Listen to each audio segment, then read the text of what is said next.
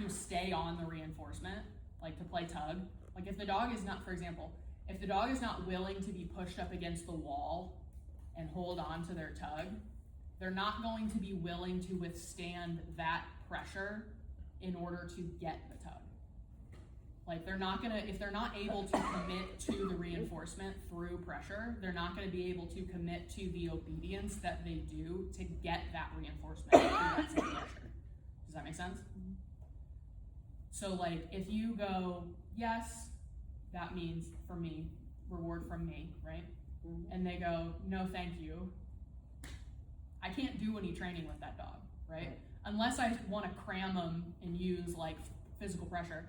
And I don't mean cram them like bad, because like compulsion is not, again, another line that makes me sound like a psychopath. Compulsion is not inherently bad, right? So like I taught my Vizsla to sit with compulsion. A little tiny upward pressure, a little tiny pressure on the butt. Oh my God, look at you, you did it, right? It took 3 reps and she was like, oh cool, I understand, right?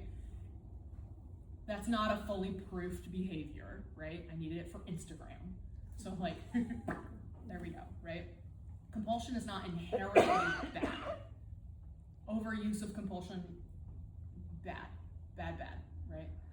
But anyway, so unless I'm willing to use pressure to compel the behavior to happen, if I go, yes, and the dog goes, no thank you, I cannot train that dog, right? Because if they're not willing to take the reinforcement in this environment, they're not gonna be willing to do the work to get the reinforcement, right? And so what we can do with your dogs in that scenario is put all of the types of pressure that they're going to have to withstand in the work, in the play. Does that make sense? Yes.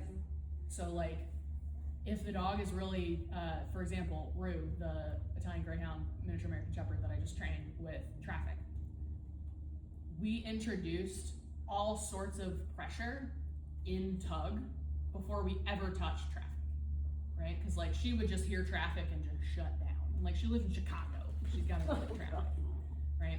So what we did was we played tug with her and started introducing all these types of pressure. Social pressure, like tugged with her and went. And if she went, ah! And let go, the tug would run away. Because ultimately, the tug is you're competing for possession of the toy, right? And obviously I didn't start there. Like, I'm a brand new person. I'm gonna eye fuck her. Like, no, I'm not gonna do that. But like, we'll tug and like I rolled a skateboard past her, and if she went, I ran away with the tug. And so she learned that if she got distracted off the task, the toy would run away. And so she started to steel herself against those distractions because she wanted to win the game, right? And so we can do distractions like things that are not inherently bad or good, just distracting. We can do temptations, which are like, I would rather be doing that than this. So like play tug, toss a piece of food. She likes food more than tug. And if she comes off the tug, she doesn't get the food because it's out of reach, and also the tug runs away. So just because it looks exciting doesn't mean that it's actually available. And then we can do like push her up against the wall and tug with her so she has to persist, right?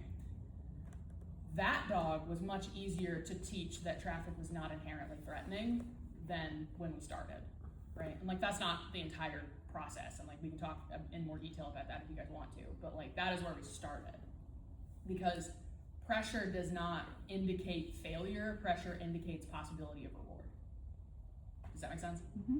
Okay, so we can work on that.